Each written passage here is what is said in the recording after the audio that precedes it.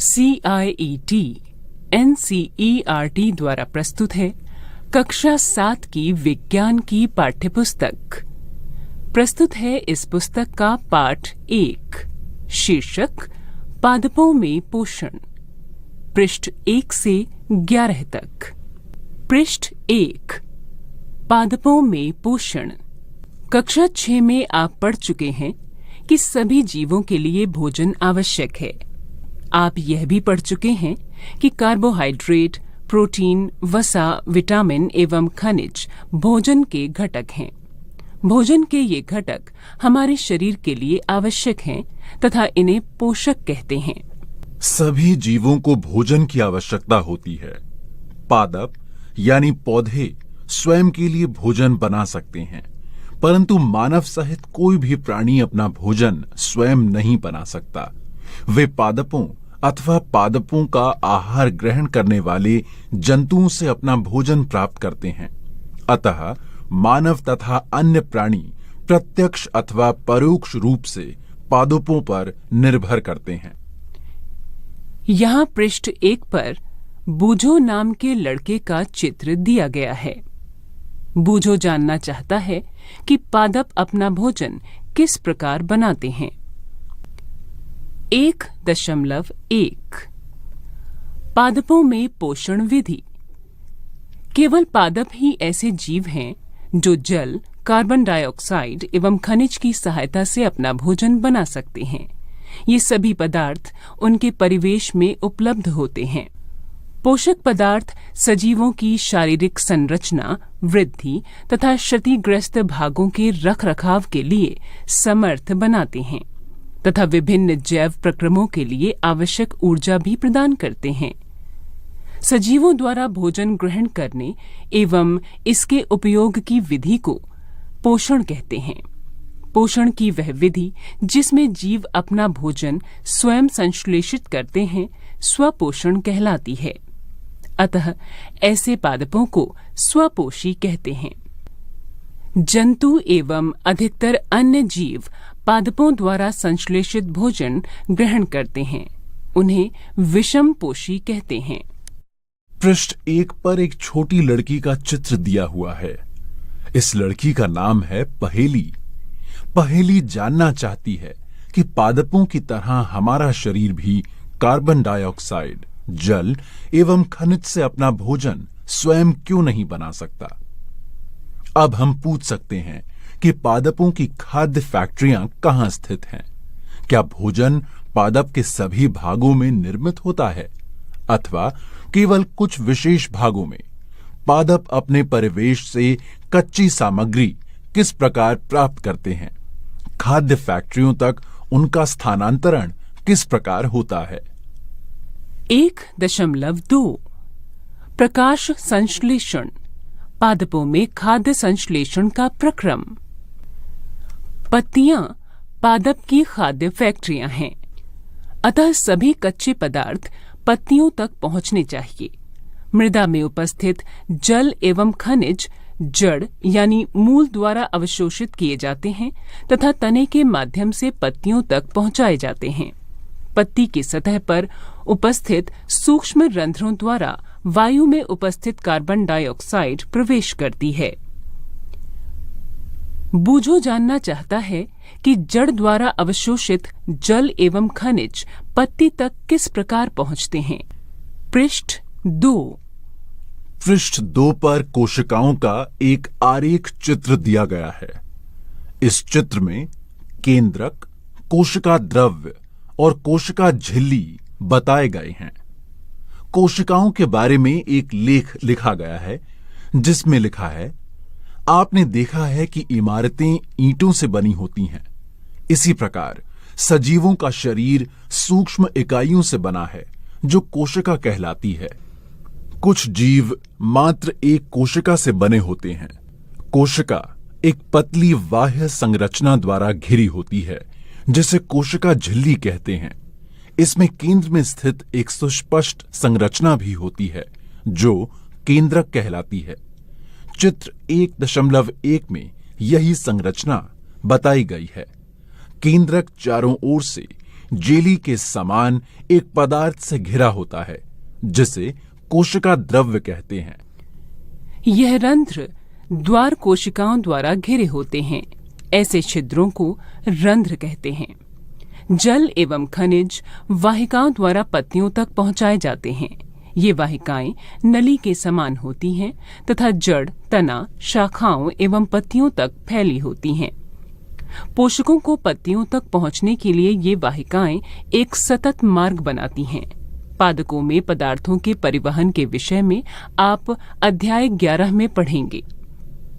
पहेली जानना चाहती है कि पत्तियों में ऐसी क्या विशेषता है कि वे खाद्य पदार्थों का संश्लेषण कर सकती हैं, परंतु पादप के दूसरे भाग नहीं। पत्तियों में एक हरा वर्णक होता है जिसे क्लोरोफिल कहते हैं। क्लोरोफिल सूर्य के प्रकाश यानी सौर प्रकाश की ऊर्जा का संग्रहण करने में पत्ती की सहायता करता है। इस ऊर्जा का उपयोग जल एवं कार्बन डाइऑक्साइड से खाद्य संश्लेषण में होता है।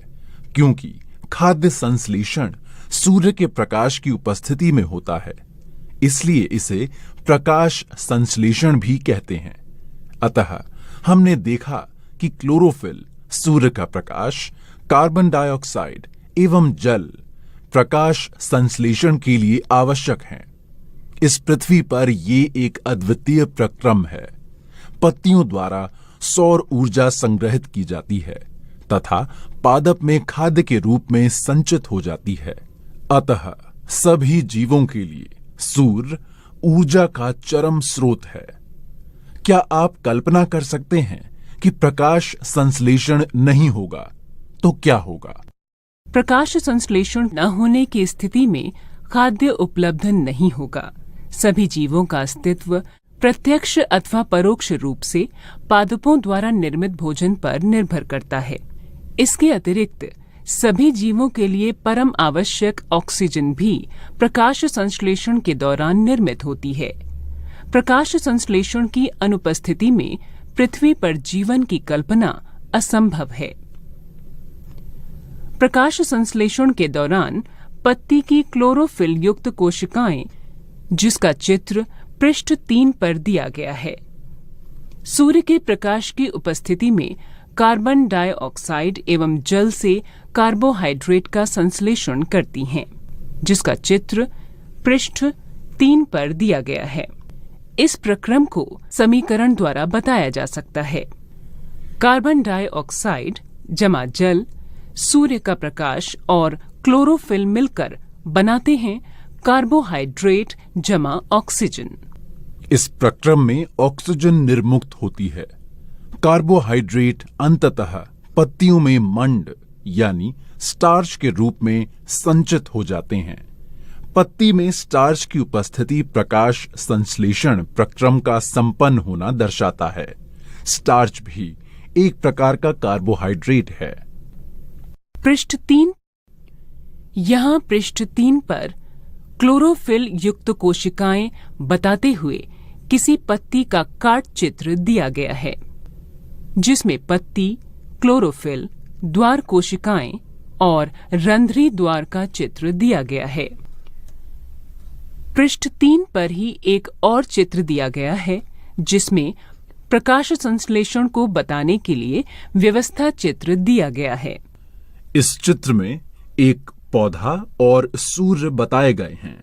यहाँ सौर ऊर्जा, जल और कार्बन डाइऑक्साइड की मदद से यह पौधा ऑक्सीजन बना रहा है।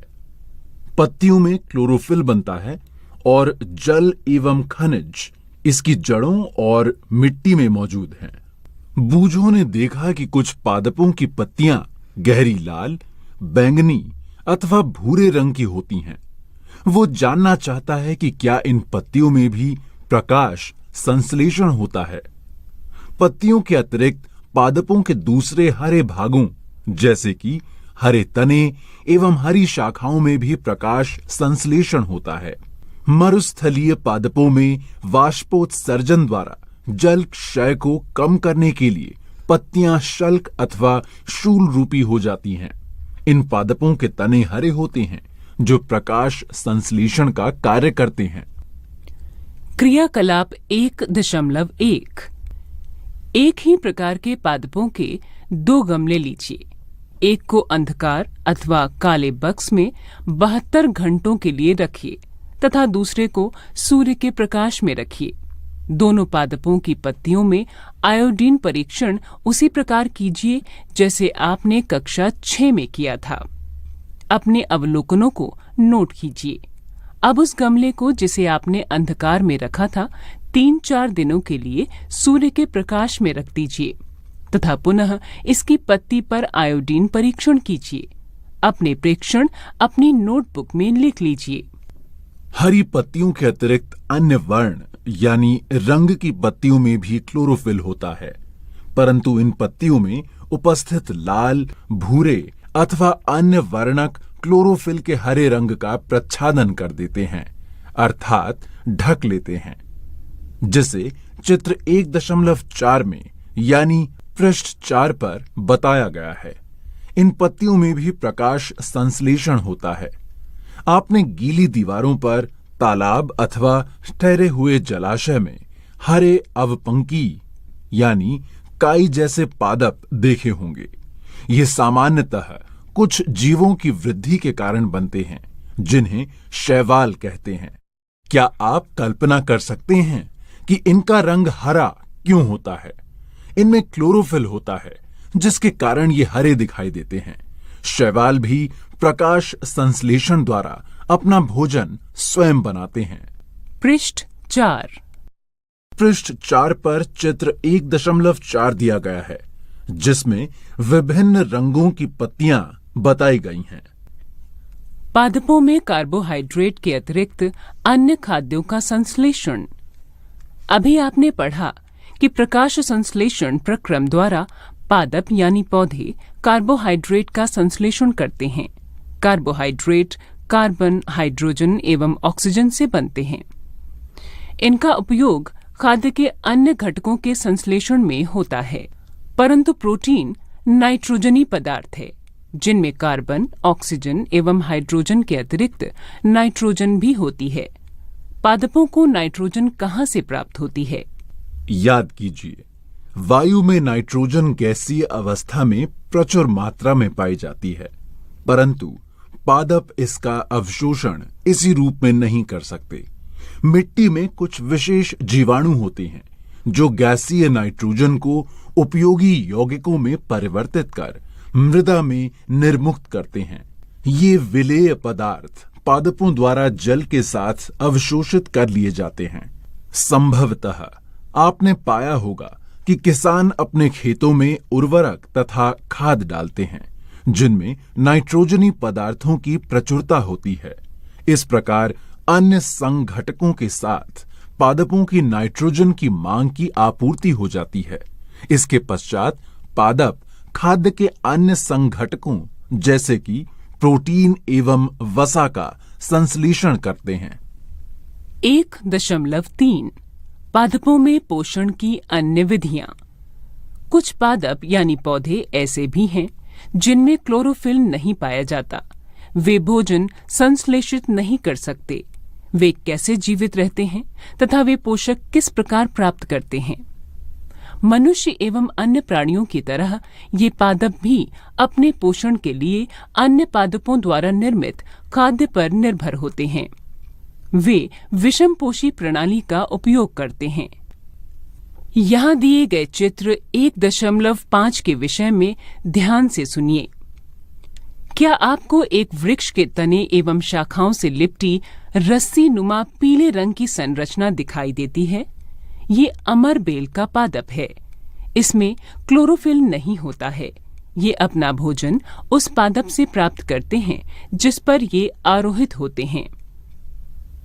जिस पर ये आरोहित होते हैं वह पादप परपोषी कहलाता है, क्योंकि अमरबेल जैसे पादप परपोषी को अमूल्य पोषकों से वंचित करते हैं, अतः इन्हें परजीवी कहते हैं। यहाँ पृष्ठ 4 पर परपोषी पादप पर लिपटी हुई अमरबेल का चित्र दिया गया है। क्या हम एवं अन्य जंतु भी एक प्रकार के परजीवी हैं? आपको इस पर विचार करना चाहिए। अपने अध्यापक से इस विषय पर चर्चा कीजिए। पृष्ठ 5।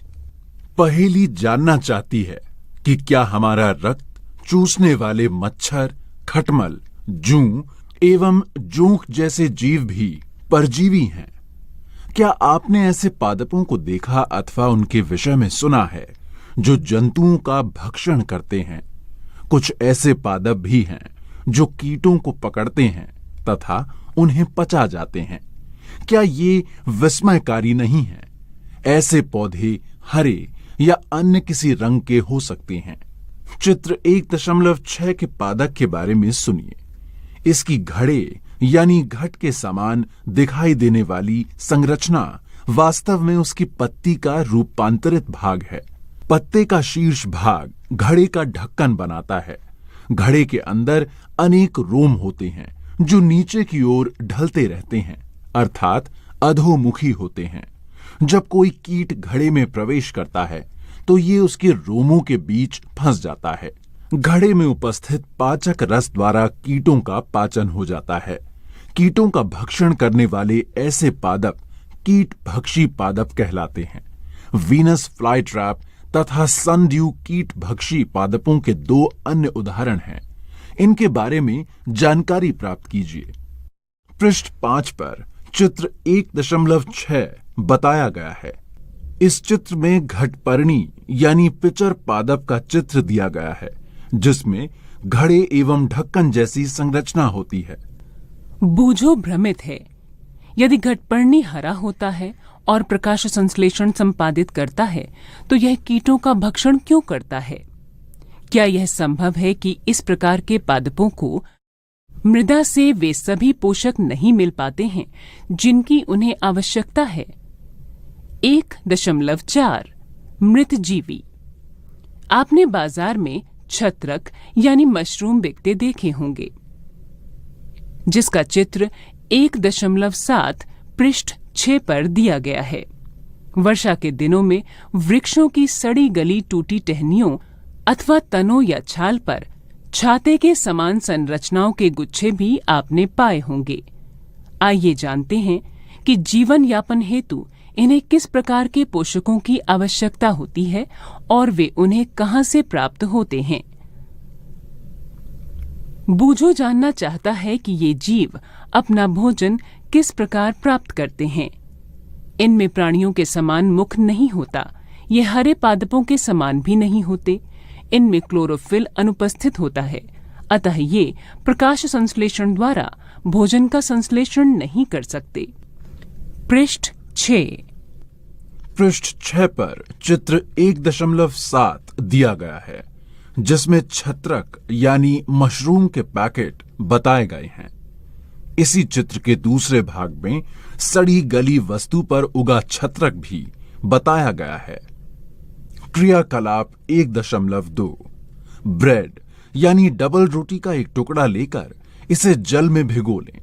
इसे किसी नम एवं उष्ण स्थान पर 2 से 3 दिन के लिए रख दीजिए अथवा उस समय तक रखा रहने दीजिए जब तक कि उस पर रोए जैसी संरचना ना दिखाई देने लगे, जैसा कि चित्र 1.8 में बताया गया है। ये धब्बे किस रंग के हैं? किसी आवर्धक लेंस अथवा सूक्ष्मदर्शी की सहायता से इनका अवलोकन कीजिए। अपने प्रेक्षणों को नोटबुक में लिखिए। बहुत संभव है कि आपको रुई के धागों के समान संरचनाएं दिखाई पड़ें। ये जीव कवक या फंजाई कहलाते हैं।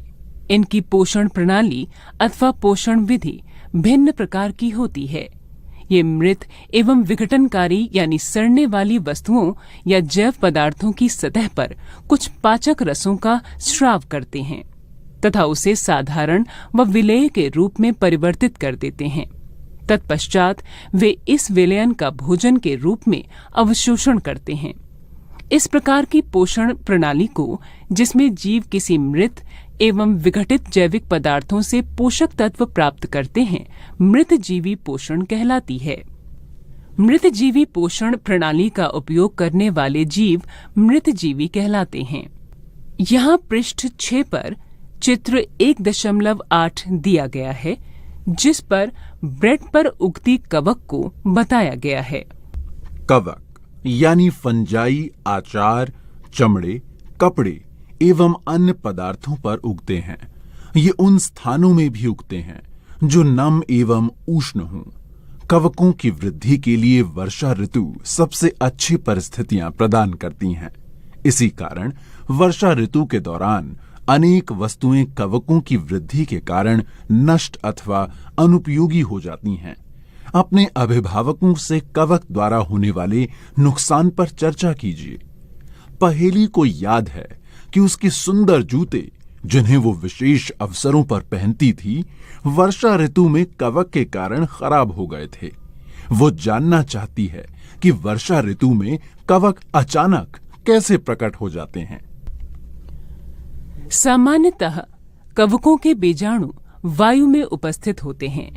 जब वे किसी ऐसे जैव पदार्थ अथवा उत्पाद पर बैठते हैं जो नम एवं उष्ण हो, तो वे अंकुरित होकर नए कवक को जन्म देते हैं। क्या अब आप बता सकते हैं कि हम अपनी वस्तुओं को कवक द्वारा खराब होने से किस प्रकार बचा सकते हैं? बूझो को याद है कि उसके दादाजी ने बताया था कि एक बार उनकी गेहूं की फसल कवक द्वारा नष्ट हो गई थी। वह जानना चाहता है कि क्या कवक रोगकारक भी होते हैं। पृष्ठ 7। पहेली ने बताया कि यीस्ट एवं छत्रक जैसे अनेक कवक उपयोगी भी हैं, परंतु कुछ कवक पादपों, जंतुओं एवं मनुष्य में रोग उत्पन्न करते हैं। कुछ कवकों का उपयोग औषधि के रूप में भी होता है। कुछ जीव एक दूसरे के साथ रहते हैं तथा अपना आवास एवं पोषक तत्व एक दूसरे के साथ बांटते हैं। ये सहजीवी संबंध कहते हैं। उदाहरणतः कुछ कवक वृक्षों की जड़ों में रहते हैं। वृक्ष कवक को पोषण प्रदान करते हैं। बदले में उन्हें जल एवं पोषकों के अवशोषण में सहायता मिलती है। वृक्ष के लिए इस संबंध का विशेष महत्व है। लाइकेन कहे जाने वाले कुछ जीवों में दो भागीदार होते हैं। इनमें से एक शैवाल होता है तथा दूसरा कवक। शैवाल में क्लोरोफिल उपस्थित होता है, जबकि कवक में क्लोरोफिल नहीं होता। कवक शैवाल को रहने का स्थान यानी आवास, जल एवं पोषक तत्व उपलब्ध कराता है तथा बदले में शैवाल प्रकाश संश्लेषण द्वारा संश्लेषित खाद्य कवक को देता है। 1.5 मृदा में पोषकों की पुनः पूर्ति किस प्रकार होती है? क्या आपने किसानों को अपने खेतों में अथवा माली को बागीचे एवं गमलों में खाद अथवा उर्वरक डालते देखा है? क्या आप जानते हैं कि वे इन्हें मृदा में क्यों मिलाते हैं? आप पढ़ चुके हैं कि पादप मृदा से खनिज पोषक तत्व अवशोषित करते हैं, अतः मृदा में इनकी मात्रा लगातार कम होती जाती है। उर्वरक एवं खाद में नाइट्रोजन, पोटेशियम, फास्फोरस जैसे पोषक तत्व होते हैं। पादपों द्वारा लगातार उपयोग किए जाने के कारण मृदा में उनकी मात्रा धीरे धीरे कम होती जाती है। इसलिए मृदा को इन पोषक तत्वों से समृद्ध करने के लिए भूमि में उर्वरक तथा खाद मिलाने की आवश्यकता होती है। यदि हमें पादप के पोषण की आवश्यकता के बारे में ज्ञान हो, तो हम न केवल पादपों को उगा सकते हैं, बल्कि उन्हें स्वस्थ भी रख सकते हैं। पादपों को प्रोटीन बनाने के लिए सामान्यतः नाइट्रोजन की अधिक आवश्यकता होती है। फसल कटाई के बाद मृदा में नाइट्रोजन की कमी हो जाती है। यद्यपि वायु में नाइट्रोजन गैस प्रचुर मात्रा में उपलब्ध होती है, परंतु पादप इसका उपयोग उस प्रकार करने में असमर्थ होते हैं जैसे वे कार्बन डाइऑक्साइड का उपयोग करते हैं। पौधे नाइट्रोजन को विलेय रूप में ही अवशोषित कर सकते हैं। कुछ जीवाणु जो राइजोबियम कहलाते हैं, वायुमंडलीय नाइट्रोजन को विलेय पदार्थों में परिवर्तित कर देते हैं, परंतु राइजोबियम अपना भोजन स्वयं नहीं बना सकते। ये चना, मटर, मूंग, सेम तथा अन्य फलीदार पादपों की जड़ों में रहते हैं तथा उन्हें नाइट्रोजन की आपूर्ति करते हैं। अधिकतर दालें फलीदार पादपों से प्राप्त होती हैं। इसके बदले पादप राइजोबियम जीवाणु को आवास एवं खाद्य प्रदान करते हैं। अतः उनमें सहजीवी संबंध होता है। इस संबंध का किसानों के लिए विशेष महत्व है। दालों की फसलों के लिए उन्हें मृदा में नाइट्रोजनी उर्वरक देने की आवश्यकता नहीं पड़ती। यही नहीं, दाल की फसल उगाने के बाद अगली फसल के लिए भी सामान्यतः उर्वरकों की आवश्यकता नहीं रहती। इस अध्याय में आपने पढ़ा कि अधिकतर पादप स्वपोषी होते हैं। बहुत कम ही पादप अन्य पोषण प्रणाली अपनाते हैं, जैसे कि परजीवी एवं मृतजीवी। परजीवी एवं मृतजीवी दूसरे पादपों से पोषण प्राप्त करते हैं। सभी प्राणी अपने भोजन के लिए पादप तथा अन्य प्राणियों पर निर्भर रहते हैं, अतः उन्हें विषमपोषी के रूप में समूहीकृत किया गया है। क्या हम कह सकते हैं कि कीटभक्षी पौधे आंशिक विषमपोषी हैं? पृष्ठ 8। प्रमुख शब्द: स्वपोषी, क्लोरोफिल, विषमपोषी, परपोषी, कीटभक्षी पादप, पोषक, परजीवी, प्रकाश संश्लेषण, मृतजीवी, रंध्र, सहजीवी संबंध, कवक। आपने क्या सीखा? सभी जीवों को खाद्य की आवश्यकता होती है, जिसका उपयोग वे अपनी वृद्धि एवं शरीर के रखरखाव के लिए तथा आवश्यक ऊर्जा प्राप्ति के लिए करते हैं। हरे पादप प्रकाश संश्लेषण प्रक्रम द्वारा अपना खाद्य स्वयं संश्लेषित करते हैं। हरे पादप कार्बन डाइऑक्साइड, जल एवं खनिज जैसे सरल रासायनिक पदार्थों का उपयोग खाद्य संश्लेषण के लिए करते हैं। प्रकाश संश्लेषण के लिए क्लोरोफिल एवं सूर्य का प्रकाश अनिवार्य रूप से आवश्यक है। कार्बोहाइड्रेट जैसे जटिल रासायनिक पदार्थ प्रकाश संश्लेषण के उत्पाद हैं। प्रकाश संश्लेषण के प्रक्रम में क्लोरोफिल की सहायता से पत्तियों द्वारा सौर ऊर्जा का संचयन किया जाता है। प्रकाश संश्लेषण में ऑक्सीजन उत्पादित होती है। इस ऑक्सीजन का उपयोग सभी जीवों द्वारा उनकी उत्तरजीविता के लिए किया जाता है। कवक अपना पोषण मृत एवं अपघटित जैव पदार्थों से प्राप्त करते हैं। वे मृतजीवी कहलाते हैं। अमरबेल जैसे पादप परजीवी हैं। वे परपोषी पादप से अपना भोजन प्राप्त करते हैं। कुछ पादप एवं अन्य सभी जीव अपने पोषण हेतु दूसरे जीवों पर निर्भर होते हैं, अतः विषमपोषी कहलाते हैं। अभ्यास 1. जीवों को खाद्य की आवश्यकता क्यों होती है? 2. परजीवी एवं मृतजीवी में अंतर स्पष्ट कीजिए। पृष्ठ 9। 3. आप पत्ती में मंड यानी स्टार्च की उपस्थिति का परीक्षण कैसे करेंगे? 4. हरे पादपों में खाद्य संश्लेषण प्रक्रम का संक्षिप्त विवरण दीजिए। 5. किसी प्रवाह चित्र की सहायता से ये बताइए कि पादप भोजन के मूलभूत स्रोत हैं। 6. रिक्त स्थानों की पूर्ति कीजिए। क. क्योंकि हरे पादप अपना खाद्य स्वयं बनाते हैं, इसलिए उन्हें रिक्त स्थान कहते हैं। ख. पादपों द्वारा संश्लेषित खाद्य का भंडारण रिक्त स्थान के रूप में किया जाता है। ग. प्रकाश संश्लेषण के प्रक्रम में जिस वर्णक द्वारा सौर ऊर्जा संग्रहित की जाती है, उसे रिक्त स्थान कहते हैं। घ. प्रकाश संश्लेषण में पादप वायुमंडल से रिक्त स्थान लेते हैं तथा रिक्त स्थान का उत्पादन करते हैं। 7. यहां दिए गए कथनों से संबंध पारिभाषिक शब्द बताइए। क. पीत दुर्बल तने वाला परजीवी पादप। ख. एक पादप जिसमें स्वपोषण एवं विषम पोषण दोनों ही प्रणाली पाई जाती हैं। ग. वे रंध्र जिनके द्वारा पत्तियों में गैसों का आदान प्रदान यानी विनिमय होता है। 8. सही उत्तर पर सही का चिन्ह लगाइए। क. अमरबेल उदाहरण है किसी 1. स्वपोषी का, 2. परजीवी का, 3. मृतजीवी का, 4. परपोषिका। ख, कीटों को पकड़कर अपना आहार बनाने वाले पादप का नाम है 1. अमरबेल, 2. गुड़हल, 3. घटपर्णी यानी पिचर पादप या 4. गुलाब। पृष्ठ 10। 9. कॉलम ए में दिए गए शब्दों को कॉलम बी में दिए गए शब्दों से मिलाइए। कॉलम ए में दिए गए शब्द हैं क, क्लोरोफिल, ख, नाइट्रोजन, ग, अमरबेल, घ, जंतु, च, कीटभक्षी। Column B 1. जीवाणु, 2. परपोषित, 3. घटपर्णी यानी पिचर पादप, 4. पत्ती और 5. परजीवी। 10. यहां दिए गए कथनों में से सत्य एवं असत्य कथनों का चयन कीजिए।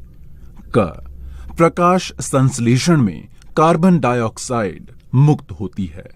ख, ऐसे पादप जो अपना भोजन स्वयं संश्लेषित करते हैं मृत जीवी कहलाते हैं। ग, प्रकाश संश्लेषण का उत्पाद प्रोटीन नहीं है। घ, प्रकाश संश्लेषण में सौर ऊर्जा का रासायनिक ऊर्जा में रूपांतरण हो जाता है। सही विकल्प को चुनिए। 11. पादप के किस भाग द्वारा प्रकाश संश्लेषण हेतु वायु से कार्बन डाइऑक्साइड ली जाती है? क, मूल रोम, ख, रंध्र, ग, पर्णशिराएं और घ, वाह्यदल। 12. वायुमंडल से मुख्यतः जिस भाग द्वारा पादप कार्बन डाइऑक्साइड प्राप्त करते हैं वो है क, जड़, ख, तना, ग, पुष्प, घ, पत्तियां। पृष्ठ 11 है। विस्तारित अध्ययन क्रियाकलाप एवं परियोजना कार्य। यहाँ पृष्ठ 11 पर चित्र 1.9 दिया गया है जिसमें प्रकाश संश्लेषण का अध्ययन के लिए प्रयोग बताया गया है। साथ ही लिखा है 1. गमले में लगे चौड़ी पत्तियों वाले किसी पादप को लीजिए। काले कागज की 2 पट्टियां लेकर उनके मध्य में लघु माप की वर्गाकार आकृति काट लीजिए। इन कागजों से किन्हीं 2 पत्तियों को इस प्रकार ढकिए कि उनका कुछ भाग काले कागज से ढका रहे जबकि शेष भाग काटी गई वर्गाकार आकृति के कारण खुला रहे। फिर इन पर सावधानी से क्लिप लगा दीजिए जैसा कि आपने अभी चित्र 1.9 के विषय में सुना। पादप को 2 से 5 दिनों के लिए सूर्य के प्रकाश यानी धूप में रख दीजिए। पत्ती के ढके हुए एवं बिना ढके भाग के रंग का निरीक्षण कीजिए। क्या पत्ती के दोनों भागों में कुछ अंतर दिखाई देता है? इनमें से एक पत्ती का आयोडीन परीक्षण कीजिए। अब दूसरी पत्ती पर से कागज हटाकर पादप को 2 से 3 दिनों के लिए सूर्य के प्रकाश में रख दें तथा ढकी गई पत्ती का भी आयोडीन परीक्षण करें। अपने प्रेक्षण की व्याख्या कीजिए। 2. यदि आपके घर के आसपास कोई ग्रीन हाउस हो तो वहां जाइए। पता कीजिए कि वहां पादप कैसे उगाए जाते हैं। पता लगाइए कि पौधों की स्वस्थ वृद्धि के लिए वहां प्रकाश, जल एवं कार्बन डाइऑक्साइड का नियमन किस प्रकार करते हैं। 3. शकरकंद को केवल जल में उगाने का प्रयास कीजिए। अपने प्रयोग एवं प्रेक्षण का वर्णन कीजिए। अधिक जानकारी आप बताई गई वेबसाइट पर पा सकते हैं www.ph-school.com/science/biology_place/photosynth/overview.htm। क्या आप जानते हैं पादपों के लिए प्रकाश इतना अधिक महत्वपूर्ण है कि उनकी पत्तियों की वृद्धि अनेक प्रकार से होती है जिससे कि उनमें अधिकतम प्रकाश ग्रहण करने की सुविधा हो।